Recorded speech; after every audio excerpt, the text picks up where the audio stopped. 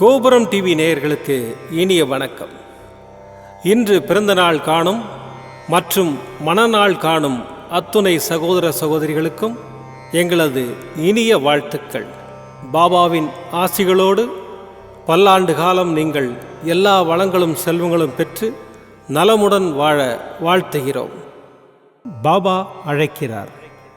அவரின் பொன்மொழிகளை கேட்பதற்காக, நம் பிரச்சனைகளை தீர்த்து வைக்கும் அற்புதமான கூட்டு பிரார்த்தனை செய்வதற்காக, மேலும் மனம் ஒருநிலைப்படவும் மனம் அமைதி பெறவும் அற்புதமான தியானம் செய்யவும் பாபா அழைக்கிறார். பாபா நம் கரங்களை பிடித்து அழைத்து சென்று அற்புதம் நிகழ்த்தவிருக்கிறார். வாருங்கள், பாபாவின் பொன்மொழிகளை தரிசனம் செய்வோம். அன்பு குழந்தையே, நீ படும் துயரமும் அனுபவிக்கின்ற மன இறுக்கமும் அழுகின்ற அழுகையும் என்னை பாடாய்படுத்துகின்றது. இனி உன்னை அதிகமாக நேசிக்கப் போகிறேன். இதுவரை உனக்கு நடந்த கெடுபலன்களை மாற்றியமைக்கப் போகிறேன்.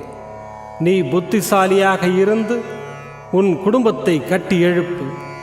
உன்னால் மட்டுமே குடும்பத்தில் இழந்து போன அனைத்தையும் மீட்டு வர முடியும். வீட்டிற்குள் உட்கார்ந்து வீணாக காலத்தை முடக்காமல் உன் குடும்பத்தை எப்படியெல்லாம் மீட்கலாம் என திட்டமிடு. பிறர் உன்னை கேலி பேசுகிறார்கள், குறை கூறுகிறார்கள், அவமரியாதையாக பார்க்கிறார்கள் என்றெல்லாம் கவலைப்படாதே. அவர்களெல்லாம் உன் வளர்ச்சி பிடிக்காமல் மீண்டு வந்து விடுவாய் என்ற பயத்தில் புலம்புகிறார்கள். அவர்களுக்கெல்லாம் ஒரு புன்சிரிப்பை தவிர வேறு எதையும் காட்டாதே. இழப்பிலிருந்து படிப்பை கற்றுக்கொள். எழுந்து கால் ஊன்றி நில். உன்னால் முடியும். உன்னால் மட்டுமே முடியும். நிச்சயமாக சறுக்கலில் இருந்து மீண்டு நீ சாதிக்கப் போகிறாய். உன்னை இழந்தவர்களும் கைவிட்டவர்களும் கதவை சாத்திக் கொண்டு போனவர்களும் உன்னை பார்த்து பிரமிக்கப் போகிறார்கள். அதுவரை சிறிதும் அயராது உனக்காக உழைக்கப் போகிறேன். நான் உன்னை விட்டு விலகவும் மாட்டேன், உன் கைகளை விடவும் மாட்டேன். உன் கைகளை இறுக பற்றி கொண்டு உன்னை வெற்றியை நோக்கி அழைத்துச் செல்வேன். உன் அப்பா சாயிருக்கிறேன், எதற்கும் கலங்காதே. ஓம் சாய்ராம். பாபாவின் அற்புதமான பொன்மொழிகளை தரிசனம் செய்தோம். அடுத்த நிகழ்வு கூட்டு பிரார்த்தனை. நம் மனநலன் சார்ந்த பிரச்சனைகளுக்காகவும் உடல் நலன் சார்ந்த பிரச்சனைகளுக்காகவும் மற்றும் நம் அனைத்து விதமான பிரச்சனைகளுக்காகவும் சாய்நாதரிடம் கூட்டு பிரார்த்தனை செய்வோம். வாருங்கள், இந்த அற்புதமான கூட்டு பிரார்த்தனையை செய்வோம். பிரார்த்தனாஷ்டகம். 8 பிரார்த்தனைகள்.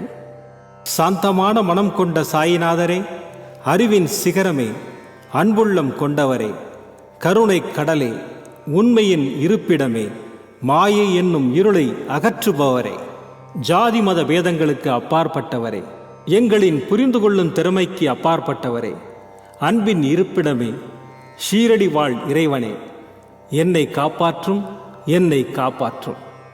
ஞான சூரியனே, ஞானத்தை வழங்குபவரே, பக்தர்களின் மனங்களில் உலவிடும் பரமஹம்சரே, அனைத்து நன்மைகளுக்கும் காரணமானவரே, தங்களை சரணடைந்தவரை காப்பவரே, படைக்கும் தொழில் புரியும் பிரம்மாவும் காக்கும் கடவுளான விஷ்ணுவும் நீங்களே.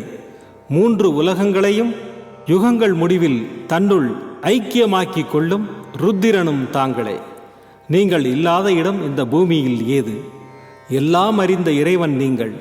எங்கள் எல்லோரின் இதயங்களிலும் வசிப்பவரும் நீங்களே. எனது எல்லா குற்றங்களையும் மன்னிக்க வேண்டும் என்று வேண்டி கேட்டுக்கொள்கின்றேன். அலை அலையாய் தொடர்ந்து வரும் சந்தேகங்களையும் மனமயக்கங்களையும் போக்குவீராக.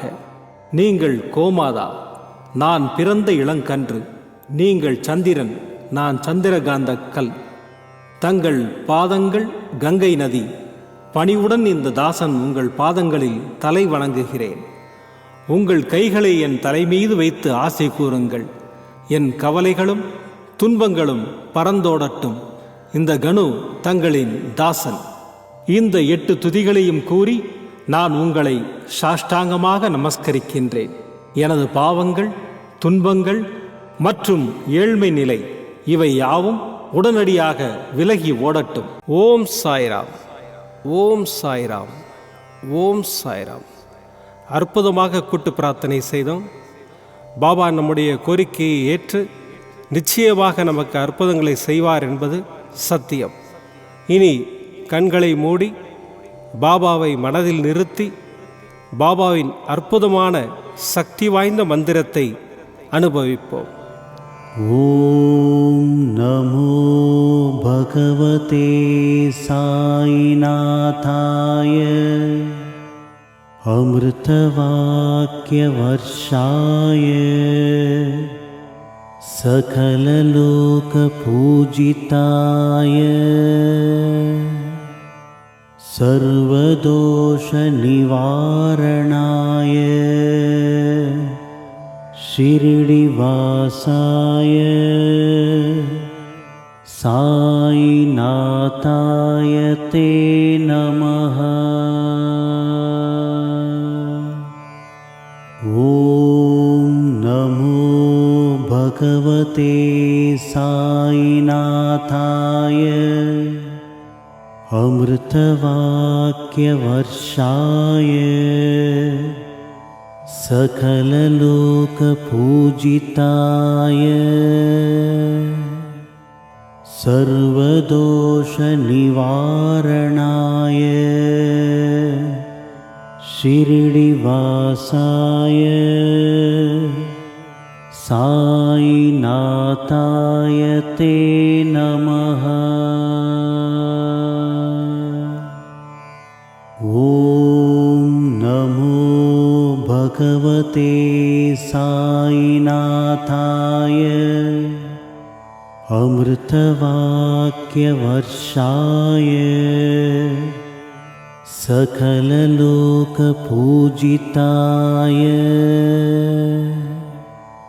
சர்வதோஷ நிவாரணாய ஷிரடிவாசாய சாயிநாதாய தே நமः. ஓம் நமோ பகவதே சாயிநாதாய அமிர்தவாக்ய வர்ஷாய சகலலோக பூஜிதாய சர்வதோஷ நிவாரணாய ஷிரடிவாசாய சாயிநாதாய தே நமः. ஓம் நமோ பகவதே சாயிநாதாய அமிர்தவாக்ய வர்ஷாய சகலலோக பூஜிதாய சர்வதோஷ நிவாரணாய ஷிரடிவாசாய சாயிநாதாய தே நமः. ஓம் நமோ பகவதே சாயிநாதாய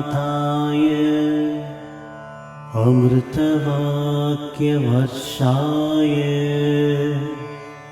சகலலோக பூஜிதாய சர்வதோஷ நிவாரணாய ஷிரடிவாசாய சாயிநாதாய தே நமः. ஓம் நமோ பகவதே சாயிநாதாய அமிர்தவாக்ய வர்ஷாய சகலலோக பூஜிதாய சர்வதோஷ நிவாரணாய ஷிரடிவாசாய சாயிநாதாய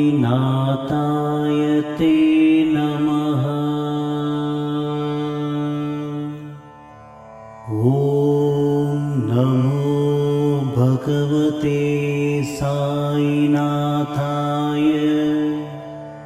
अमृतवाक्यवर्षाय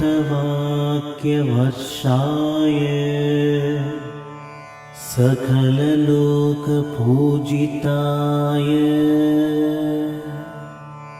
सर्वदोषनिवारणाय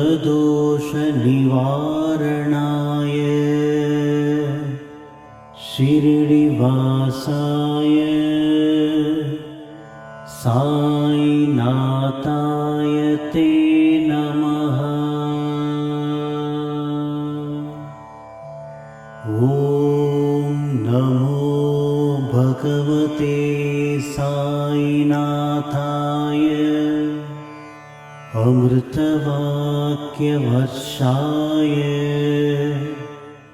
सकललोकपूजिताय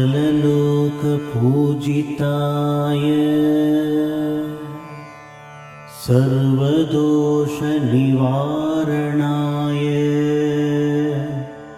शिरडिवासाय साईनाथाय ते नमः। ॐ नमो भगवते साईनाथाय अमृतवाक्यवर्षाय सकललोकपूजिताय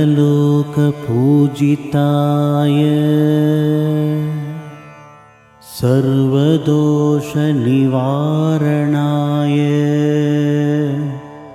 शिरडिवासाय साईनाथाय ते नमः। ॐ नमो भगवते साईनाथाय अमृतवाक्यवर्षाय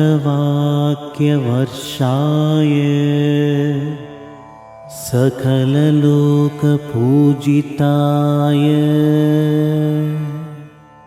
सर्वदोषनिवारणाय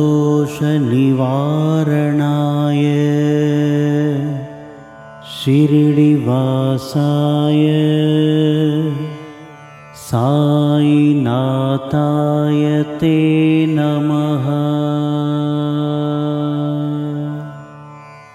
ॐ नमो भगवते साईनाथाय अमृतवाक्यवर्षाय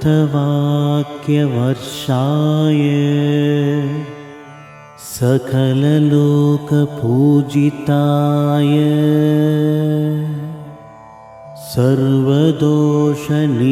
सर्वदोषनिवारणाय शिरडिवासाय साईनाथाय ते नमः। ॐ नमो भगवते साईनाथाय अमृतवाक्यवर्षाय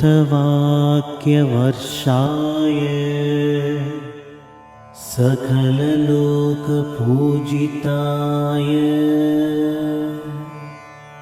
सर्वदोषनिवारणाय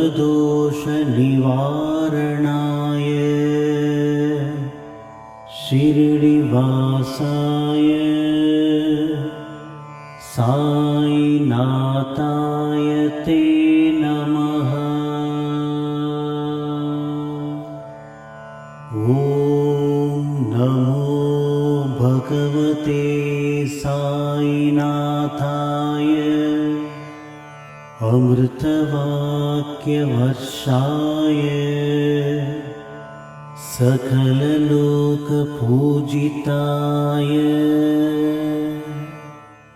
सर्वदोषनिवारणाय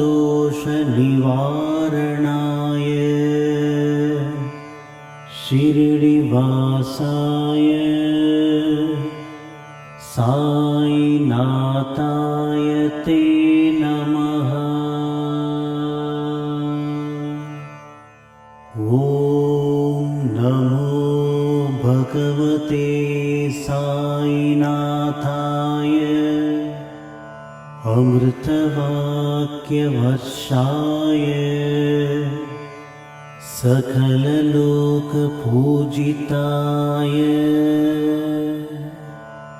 सर्वदोषनिवारणाय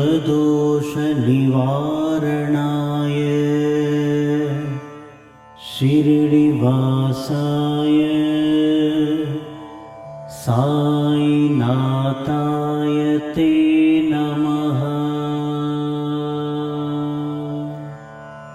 மீண்டும் நாளை காலை இந்த அற்புதமான பாபா அழைக்கிறார் நிகழ்ச்சியில் சந்திப்போம்.